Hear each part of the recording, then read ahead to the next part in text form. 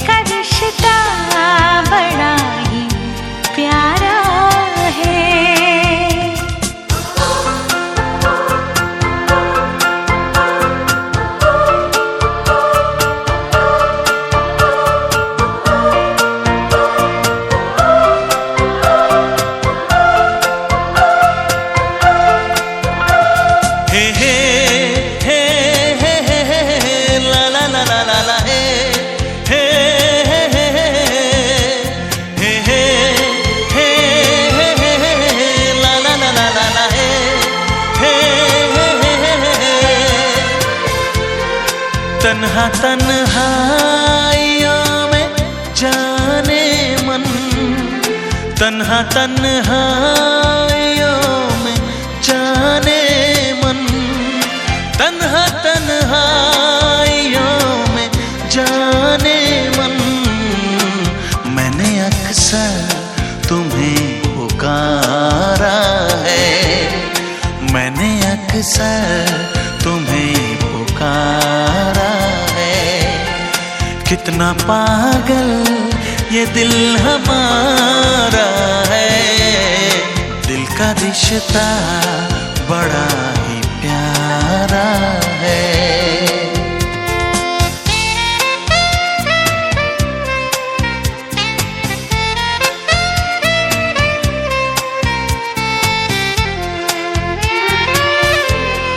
देखता हूँ जहाँ तुम ही तुम हो। देखता हूँ जहाँ तुम ही तुम हो। देखता हूँ जहाँ तुम ही तुम हो। और नज़ारों में क्या नज़ारा है। और नज़ारों में क्या नज़ारा है। कितना पागल ये दिल हमारा है। दिल का रिश्ता बड़ा ही प्यारा है। दिल का रिश्ता बड़ा ही प्यारा है।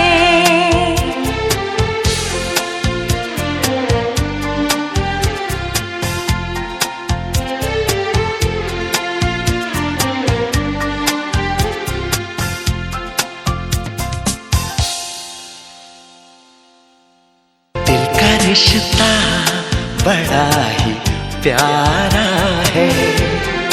दिल का रिश्ता बड़ा ही प्यारा है।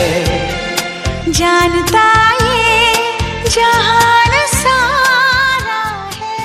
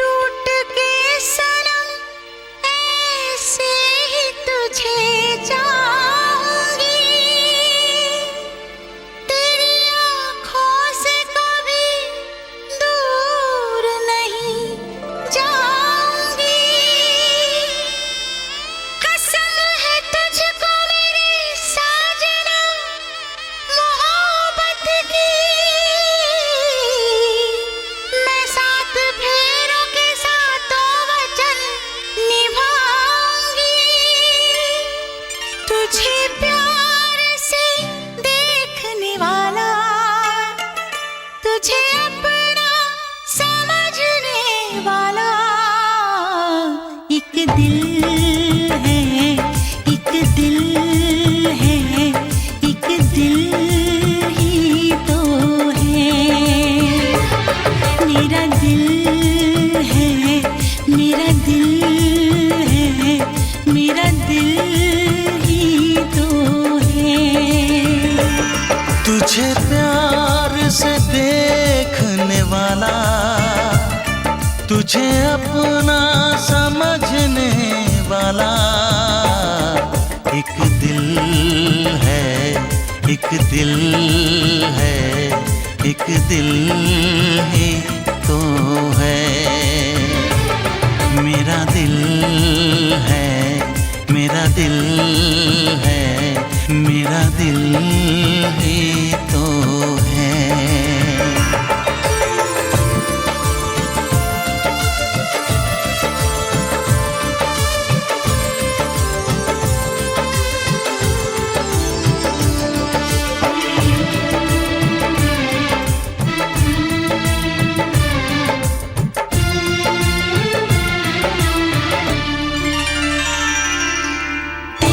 सबको मैं आज दिल भर छोड़ के आई, रस्मों के कसमों के सारे बंधन तोड़ के आई। देखो मैं तो देखो सोने यार को जब पल के उठाऊं, जिंदगी बना के मेरी जान को मैं सांसों में बसाऊं।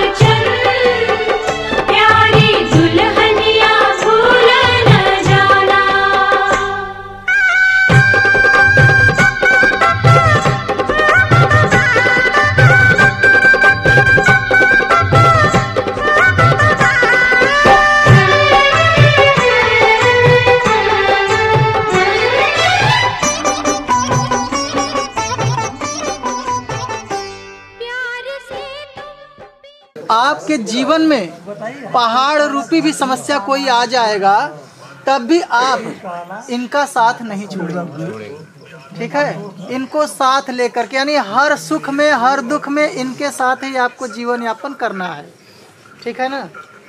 और उसके बाद ये लावा जो है, लावा पर छाता है। लावा तो किसी भी चीज़ का हो सकता है, जोहरी का भी हो सकता है, बाजरे का हो सकता है, मक्के का हो सकता है, किसी का भी हो सकता है। लेकिन धान का ही लावा क्यों?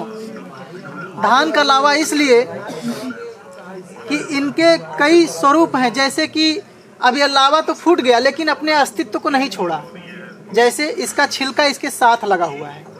तो ये पहला चीज़ तो ये दर्शाता है। अपने पति के घर चली जाऊंगी, तुम मुझे भूल मत जाना। ऐसा जो है यह जो है इस चीज को दर्शाता है। और दूसरा चीज, कन्या जो होती है वह धान रूपी पौध के समान होती है। कैसे?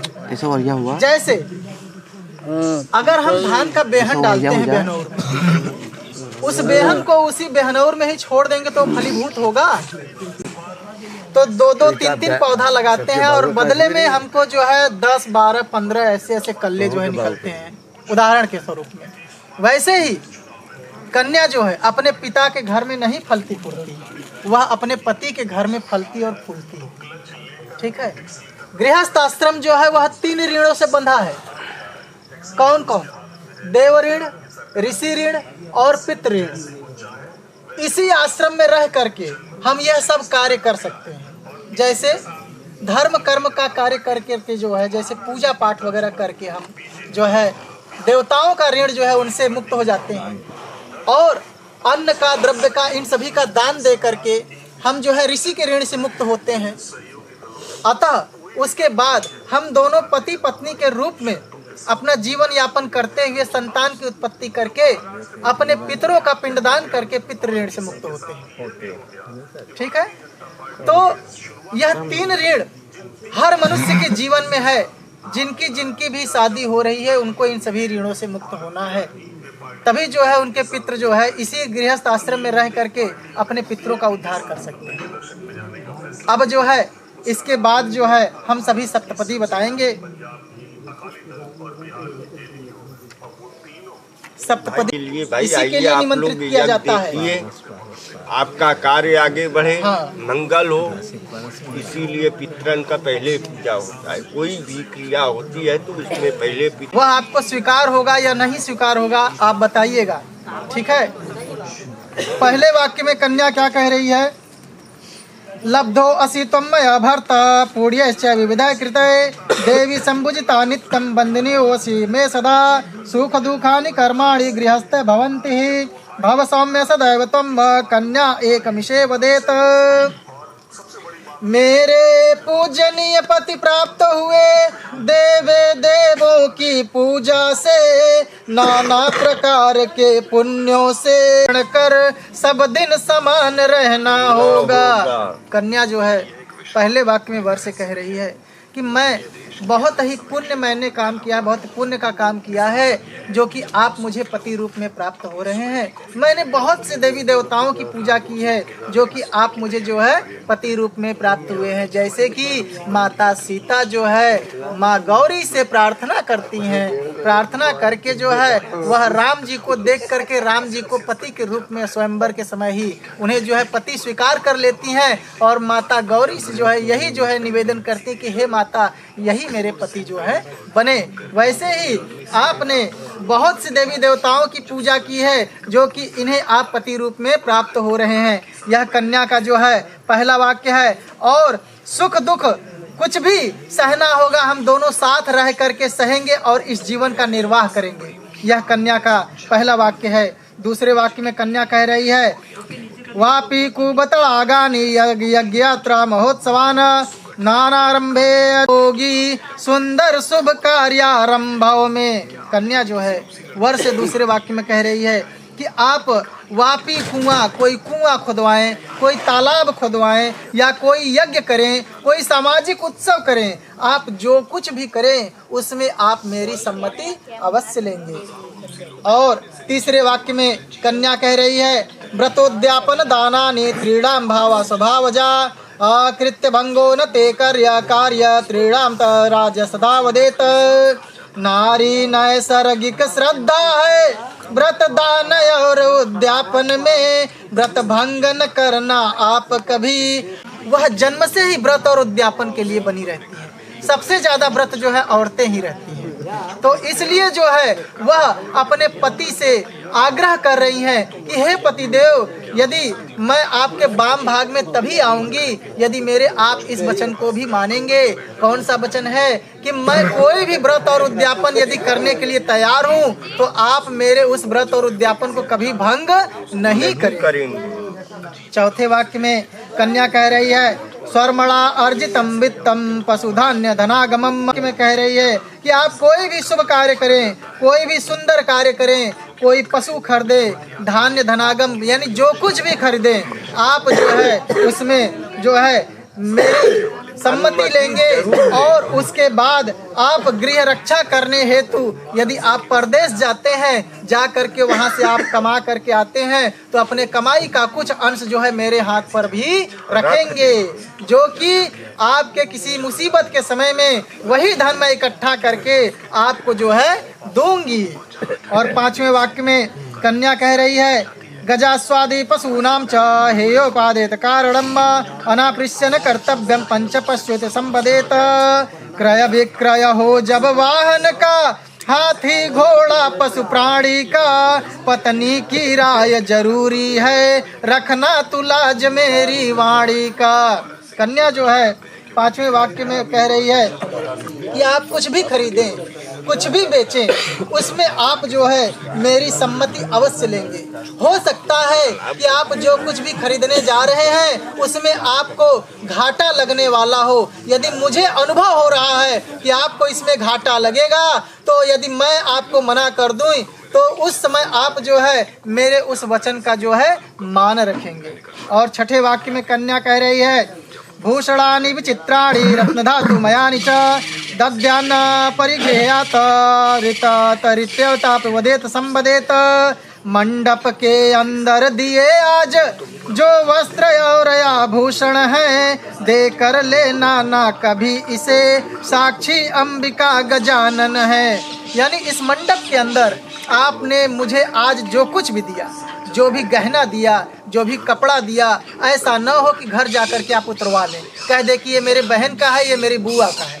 ऐसा नहीं करेंगे। आपने जो दिया है वह मेरे पास ही रहेगा, क्योंकि इसके साक्षी दोनों तरफ के ब्राह्मण देवता और गौरी गणेश महाराज, कलश में विष्णु जी महाराज, और जो है दोनों तरफ के बंधु बांधव, हमारे और तुम्हारे समाज के जो बंधु बांधव हैं, वह सभी लोग इसके जो है साक्षी हैं। और 7वें वाक्य में कन्या कह रही है गीतवादित्र मांगल्यम बंधुना श्रित गृहे सदा अनाहुतागमिष्यामि तथा मां प्रतिपालयेत। मांगलिक शुभ कर्मों में बिन पूछे भी यदि जाऊं मैं, हे प्राणनाथ नाराज न हो, चरणों में शीश झुकाऊं मैं। सेवा से वंचित रहने का आता आश्रम में भेद कभी, उस समय न हो नाराज आप, जीवन साथी पति देव कभी। चरणों में प्रीति सदा रख कर पति को परमेश्वर मानूंगी, यदि आप प्रतिज्ञा पालेंगे तो मैं भी आज्ञा मानूंगी। कन्या जो है 7वें वाक्य में कह रही है कि मैं किसी भी मांगलिक कर्म में यदि आपसे बिना पूछे मैं किसी के घर चली जाऊं, तो हे प्राणनाथ आप कभी नाराज नहीं होंगे। और यदि मैं आपसे बिना पूछे अपने मायके चली जाऊं, तब भी आप जो है मुझसे नाराज नहीं होंगे। यदि गुस्से में आ करके कभी जो है मैंने जो है आपको कुछ बोल दिया, तो उस समय आप जो है मेरी ये छोटी सी गलती समझ करके आप उसे जो है क्षमा कर देंगे। यदि आप मेरे इन 7 वचनों का पालन करेंगे तो मैं आपकी धर्मपत्नी बनने के लिए तत्पर हूँ। क्या आपको स्वीकार है? ठीक है। अब जो है वर पक्ष का जो है 5 वचन है वह भी हम सुना रहे हैं। क्रीड़ा शरीर संस्कार समाजोत्सव दर्शनम हास्यम परिगृहेयानम त्यजेत पोषित भर्तिका। जिस प्रकार जो है कन्या ने 7 वचन से वर को बांधा, वैसे ही वर भी कहता है कि मेरे 7 वचन नहीं है, मेरे सिर्फ 5 हैं। बस 5 मान लेना, मैं उसी में संतुष्ट रहूंगा, मुझे और तुमसे कुछ भी नहीं चाहिए। तो वो 5 वचन कौन कौन से है वह आप सुनिए। हंसी खेल सब रास रंग मेरे रहने पर ही करना, सामाजिक उत्सव दर्शन कर खुशियों से झोली खूब भरना। परदेश गमन हो जाने पर हास्य गान तुम मत करना, पर घर जाना तो दूर रहा सजना धजना भी मत करना। यानी जो है वर कह रहा है कि तुम्हें हंसी खेल रास रंग जो भी करना है वह मेरे रहते हुए करना। यदि मैं परदेश चला जाऊं कमाने के लिए तो तुम्हें इन सब का परित्याग करना पड़ेगा, क्योंकि जो स्त्रियां रहती हैं वह जो है अपने पति को लुभाने के लिए है जो है श्रृंगार करती हैं, अतः तुम्हें इन सब का जो है परित्याग करना पड़ेगा। और दूसरे वाक्य में वर कह रहा है विष्णु वैश्वानर साक्षी ब्राह्मण तज्ञाति बांधवा पंचम ध्रुव मालोक्यम च साक्षी ममागतः विष्णु वैश्वानर ध्रुव तारा भाई बांधव और विप्रय भी साक्षी सब तेरे मेरे हैं गौरी गणपति सुर श्रेष्ठ सभी। यानी हमारे और तुम्हारे विवाह के जो साक्षी है वह कौन कौन है? वह जो है गौरी गणेश महाराज और उसके बाद यह विष्णु भगवान वैश्वानर ध्रुव तारा, उत्तर की दिशा में देख लीजिए उधर ध्रुव तारा, यह सभी जो है हमारे और तुम्हारे विवाह के कौन है? साक्षी हैं। और तीसरे वाक्य में वर कह रहा है तव चित्तम मम चित्ते वाचा वाचम न लोपयेत व्रते में सर्वदा देयम निधम स्वरानने हे वरानने व्रत पालन कर हृदयंगम बातों को करना तेरा चित्त हो मेरे समान अनुमोदन बातों का करना। यानी कि जो है वर कह रहा है कि तुम्हारा जो चित्त है वह एकदम मेरे चित्त के अनुरूप चलना चाहिए। ऐसा न हो कि मैं पूरब चल रहा हूँ तुम पश्चिम चलो, ऐसा नहीं होना चाहिए। मैं जो सोच रहा हूँ तुम भी वही सोचो, मैं जो कह रहा हूँ तुम वही करो। यदि तुम जो है ऐसा करती हो तो मैं तुम्हें अपने वाम भाग में बैठाने के लिए तैयार हूँ।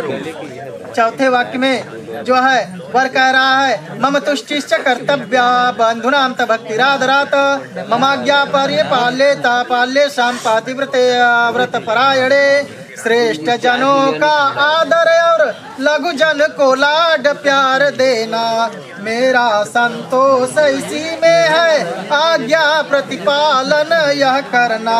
हे पति व्रते व्रत पालन कर नारी का धर्म तुम्हारा है, मैं भी संतुष्ट करूं तुमको पति का कर्तव्य हमारा है। यानी कि जो है वर कह रहा है चौथे वाक्य में कि मुझे तुमसे कुछ नहीं चाहिए, मुझे तुमसे बस इतना चाहिए कि तुम मुझसे जो बड़े हैं उन सभी का आदर और सम्मान करो और जो मुझसे छोटे हैं उन्हें जो है लाड प्यार दोगे। यदि तुम जो है ऐसा करती हो, अपने पतिव्रत धर्म का पालन करती हो तो मैं तुम्हें अपने वाम भाग में बैठाने के लिए तैयार हूँ। और पांचवें वाक्य में जो है वर कह रहा है बिना पत्नी कथम धर्म आश्रम प्रवर्तते तमात्म मम विश्वस्वाभावगामिनी बिना पत्नी गृहस्त्रयाश्रम में ना कोई धर्म निवर्ता है।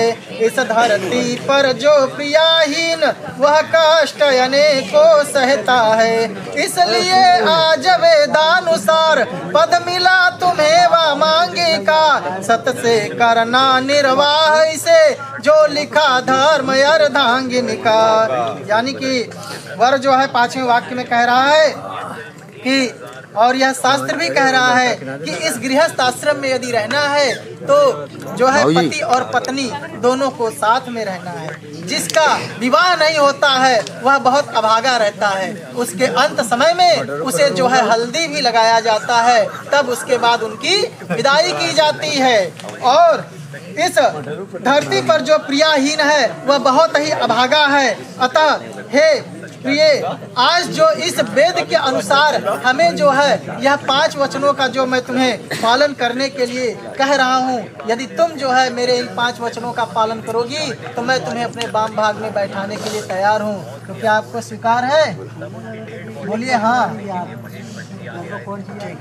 एक बार बोलिए सिया बलराम चंद्र की जय।